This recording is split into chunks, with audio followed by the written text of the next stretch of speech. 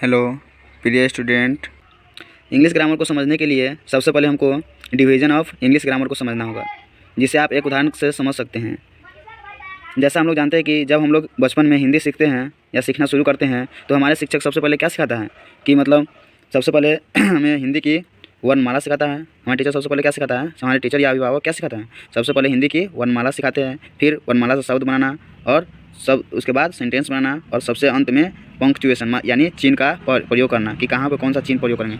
ठीक है, जैसे सबसे पहले हमको क्या सिखाता है, सबसे पहले हम लोग सीखते हैं कि क किससे लिखा जाता है, फिर उसके बाद वर्णमाला सीख लेते हैं तो उसके बाद फिर सीखते हैं कि क और जो कम होता है उससे शब्द कहते हैं, फिर इसका सेंटेंस बनना सीखते हैं, फिर बाद में पंक्चुएशन यानी चिन्ह का प्रयोग करना सीखते हैं। ठीक इसी क्रम में इंग्लिश ग्रामर को भी बांटा गया है। इंग्लिश ग्रामर को 5 भागों में बांटा गया है, जिसे हम डिवीज़न ऑफ इंग्लिश ग्रामर। तो इंग्लिश ग्रामर को 5 भागों में बांटा गया है। एक है ऑर्थोग्राफी, जिसे वर्ण विचार कहते हैं। दूसरा है इटिमोलॉजी, जिसे शब्द विचार कहते हैं। तीसरा है सिंटैक्स, जिसे वाक्य विचार कहते हैं। पाँचवा है पंक्चुएशन, जिसे चिन्ह विचार कहते हैं। और छठा है प्रोसूडो, ठीक है, जिसे बोलते हैं छंद विचार बोलते हैं। आप हल्का पढ़ेंगे कि ऑर्थोग्राफी क्या होता है। तो देखिए नाम है ऑर्थोग्राफी यानी वर्ण विचार, तो थोड़ा इसका डिफिनेशन देखिए।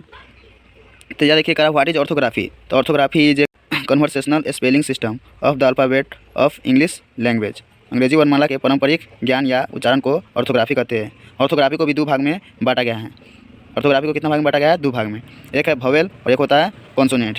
देखिए वोवेल किसे कहते हैं, तो हम लोग जो बचपन में पढ़ेंगे ए ई आई ओ और यू को वोवेल कहते हैं। इसकी संख्या 5 है, तो जरूरी नहीं है कि वही वोवेल होगा।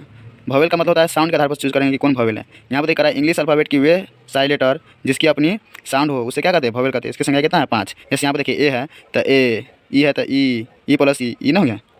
अब कॉन्सोनेंट देखिए, तो वोवेल देख लिया, वोवेल में देखिए दोनों स्वयं अपना साउंड आता है, लेकिन कॉन्सोनेंट में देखिए वोवेल भी आता है। कैसे? तो कॉन्सोनेंट के पहले क्या कहते हैं, डिफिनेशन देख लेते हैं। इंग्लिश अल्फ़ाबेट का वे सारे लेटर जो अपने साउंड प्लस वोवेल दोनों के साउंड से मिलकर बना होता है उसे कॉन्सोनेंट कहते हैं। जैसे देखिए बी है तो बी ई कॉन्सोनेंट हो गया और ई वोवेल हो गया। देखिए कॉन्सोनेंट और वोवेल दोनों मिलकर बना है बी सी डी, नहीं देखते हैं? तो देखिए सी कहने से सी भी आता है और ई भी आता है। तो चलिए हमको ऑर्थोग्राफी पढ़ लिया, आप पढ़ते हैं इटिमोलॉजी शब्द के बारे में, शब्द विचार। तो कह रहा है the study of origin of a word and the way in which their meanings have change, ठीक है, throughout history are called etymology. शब्दों की उत्पत्ति तथा उसे अर्थ में बदलाव के इतिहास की जानकारी को अध्ययन को शब्द विचार कहते हैं। इसे 8 भागों में बांटा गया है। इसे कितना भाग में बांटा गया है? 8 भाग में। जिसे हम लोग क्या कहते हैं? पास्ट ऑफ स्पीच कहते हैं या वर्ड क्लासेस भी कहते हैं। इसका पास्ट ऑफ स्पीच का दूसरा नाम क्या है? Word classes. और इतना भी इंग्लिश शब्द उसको कितना भाग में बांटा गया? 8 भाग में। और उसे क्या कहते हैं? Past of speech. तो यहाँ हिंदी में भी लिखा हुआ है और यहाँ पर देखिए ये 8 कौन-कौन है। तो क्या नाउन मतलब संज्ञा, प्रोनाउन मतलब सर्वनाम, एडजेक्टिव मतलब विशेषण, वर्ब मीन्स क्रिया, एडवर्ब मीन्स क्रिया विशेषण, प्रीपोजिशन मीन्स संबंध और कंजक्शन, ठीक है। अब यहाँ पर इंटरजेक्शन होता है तो यहाँ पे छूट गया है, तो एक होता है इंटरजेक्शन, ठीक है। आप पहले का टॉपिक शुरू कर रहे हैं कि noun. What is noun? Noun क्या है? तो ये naming word is called noun. नाम को ही नाउन कहते हैं। या इसका दूसरा डिफिनेशन देख सकते हैं, the name of a person, palace, animal, ठीक है, आइडिया, क्वालिटी और thing is called noun. Noun शब्द की उत्पत्ति कहाँ से हुआ है? तो नाउन शब्द की उत्पत्ति लैटिन शब्द नोमिन से हुआ है, जिसका अर्थ क्या होता है? नाम होता है। लैटिन शब्द को हिंदी में क्या होता है? नाम होता है। किसी व्यक्ति, जानवर, स्थान या वस्तु, विचार या भाव को नाम को ही नाउन कहते हैं। एक डिफिनेशन याद रखेंगे, नाम को ही नाम कहते हैं। A naming word is called noun. Naming word is called noun, ठीक है।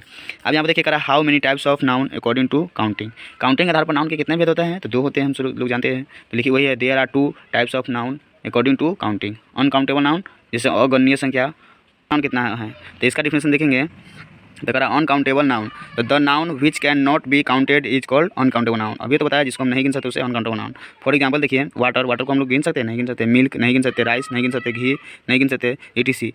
इसको अगर याद रखना है तो जैसे देखिए अनकाउंटेबल नाउन हमेशा सिंगुलर होता है और सिंगुलर वर्ब भी लेता है। तो जितना भी खाने पीने वाला मैक्सिमम सामान है वो सब अनकाउंटेबल नाउन में जाता है। काउंटेबल नाउन हमेशा सिंगुलर होता है। क्यों सिंगुलर होता है? क्योंकि इसको हम गिन ही नहीं सकते।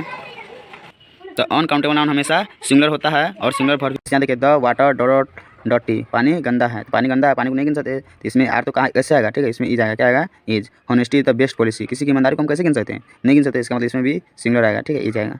तो चलिए थोड़ा आगे देखो। अब यहाँ पे दूसरा नोट है कि अनकाउंटेबल नाउन के पहले ए एन का यूज नहीं होता है। आप जिसको गिन ही नहीं सकते तो उसको 1 2 कैसे कर सकते हैं? ए मीन्स 1, एन मीन्स 1। का this is water dot dot water, तो ए भी नहीं होगा, एन भी नहीं होगा, इसमें क्या होगा? कटिस होगा, ठीक है, क्योंकि पानी को तो गिन नहीं सकते, तो ये भी नहीं होगा, ठीक है। नोट नंबर 3 में देखिए करा सामान्य अर्थ में अनकाउंटेबल नाउन के पहले द का यूज नहीं होता है। सामान्य अर्थ अगर रहेगा तो द का यूज नहीं करेंगे। जैसे दूध उजला होता है, सारा आदमी जानता है कि दूध उजला होता है। मिल्क इज वाइट, शहद मीठा होता है, सारा आदमी जानता है। हनी इज स्वीट, सारा आदमी जानता है कि शहद मीठा होता है। इसमें द का प्रयोग नहीं करेंगे। परंतु और खास अर्थ में काउंटेबल नाउन के पहले द का प्रयोग होता है। ठीक है। अगर खास अगर अर्थ रहेगा, जैसे पानी गर्म है तो सारा पानी गर्म ही रहता है, इसका मतलब कोई खास पानी की बात हो रहा है। द ये बताता है कि डिफिनिट आर्टिकल, ये आर्टिकल में पढ़ेंगे, ए एंड द को इनडिफिनिट आर्टिकल और द को डिफिनिट आर्टिकल कहते हैं। इसका मतलब यहाँ पर कह रहा है कि मतलब पानी गर्म है, इसका मतलब कोई खास पानी की बात हो रहा है जिसको हम गिने हुए हैं या देखे हुए हैं। ठीक है, पानी को, जिस पानी को हम देखे हुए तब ना कर रहा है कि छू के देखे तब ना कर रहा है कि हॉट है मतलब गर्म है, तो इसका मतलब खास पानी की बात हो रहा है, इसका मतलब इसमें द लगेगा। तो द वाटर इज हॉट, पानी गंदा है, सारा पानी गंदे रहता है, इसका मतलब कोई खास पानी की बात हो रहा है। तो द वाटर इज डर्टी, चावल सारा है, सारा सारा चावल तो सारा नहीं रहता है, इसका मतलब कोई खास चावल है तब ना सारा है। ठीक है, तो द इसमें भी लगेगा, द राइस इज रॉटन। अब देखिए काउंटेबल नाउन आ रहा है, तो कहा the noun which can be counted, वैसा संज्ञा, वैसा नाउन जिसको हम गिन सकते हैं, इज कॉल्ड काउंटेबल नाउन। जैसे फॉर एग्जांपल बुक को गिन सकते हैं, रोड को गिन सकते हैं, रूम को गिन सकते हैं, टेबल को गिन सकते हैं, etc हो जाए। ठीक है, अब यहाँ पे देखिए ये जब गिनाएगा तो सिंगुलर भी होगा और प्लुरल भी होगा। ठीक है, तो नोट में पहले क्या काउंटेबल नाउन सिंगुलर और प्लुरल दोनों होते हैं।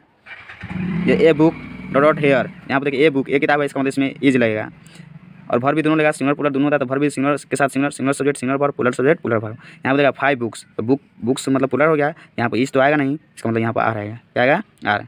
काउंटेबल नाउन सिंगुलर रहने पर ए एन लगता है, जबकि प्लुरल रहने पर ए एन का यूज नहीं किया जाता है। ए एन का मतलब होता है एक रहना चाहिए, तो सिंगुलर रहता है ना ए एन लगाएंगे, और प्लुरल रहता है ए एन कैसे लगा देंगे। ठीक है, तो यहाँ पर देखिए करा यह किताब है, यह किताब है मतलब एक किताब है, दिस इज ए बुक। करा ये सब किताबें है, ये सब किताबें मतलब बहुत सारा किताब की बात हो रहा है, तो दीज ये का मतलब ये सब का हो जाएगा दीज, और बहुत सारी किताबें आर लगा, यहाँ पर बुक्स होगा। ठीक है, तो इसमें ना ए आएगा ना एन आएगा, कुछ भी नहीं आएगा, इसमें कटिस का निशान डॉट डॉट की जगह पर। ठीक है, अब उसके बाद अगला नोट देखिए, कह रहा सामान्य अर्थ में सिंगुलर काउंटेबल नाउन SCN का मतलब होता है सिंगुलर काउंटेबल नाउन के पहले द लगता है, और प्लुरल काउंटेबल नाउन के पहले द नहीं लगता है। अगर सामान्य अर्थ होगा तो सिंगुलर काउंटेबल लगेगा तो द लगेगा, नहीं तो नहीं लगेगा। कुत्ता वफादार होता है, यहाँ पे देखिए कुत्ता वफादार होता है, इस सामान्य वाला सवाल में जानता है कुत्ता वफादार होता है, लेकिन यहाँ पे देखिए कुत्ता गिनाने वाला है, एगो है, हाँ, तो या तो ए लगाइए या तो द लगाइए। तो ये कह द डॉग इज फैथफुल, कुत्ते वफादार होते हैं, सारा कुत्ता वफादार नहीं होता है, कुछ कुत्ता होता है जो वैसे होता है। ठीक है, तो यहाँ पर कुत्ते हैं मतलब कुत्ते को तो बहुत सारा कुत्ता हो रहा है, तो डॉग्स हो गया, इसका मतलब यहाँ पर द नहीं लगेगा, और सिंगुलर लगेगा तो द लगाएंगे, सिंगुलर नहीं है तो द नहीं लगाएंगे, तो डॉग्स आर फैथफुल। अब खास अर्थ में प्लुरल काउंटेबल नाउन या सिंगुलर काउंटेबल नाउन दोनों के पहले द का यूज होता है। खास अगर बात होगा तो चाहे सिंगुलर हो चाहे प्लुरल हो, उससे मतलब नहीं है, द लगेगा। गाय बीमार है, इसका मतलब कोई खास गाय की बात हो रहा है, तो द काउ इज इल, गाय बीमार है, मतलब यहाँ पर जितना भी गाय है सारा के सारा बीमार है, इसका मतलब खास बात हो रहा है, द का इसमें भी द लगेगा, the cows are ill. Countable और कलेक्टिव नाउन, तो चलिए यहाँ पर क्या करते हैं कि मतलब काउंटिंग के आधार पर नाउन खत्म हो गया। अब इसके बाद हम पढ़ेंगे कास्ट के आधार पर नाउन। तो कास्ट के आधार पर 5 भाग में बांटा गया है, तो उसको हम अगले वीडियो में देखेंगे। तब तक अगर वीडियो अच्छा लगे तो लाइक कीजिए, सब्सक्राइब कीजिए, हमारे वीडियो को शेयर कीजिए।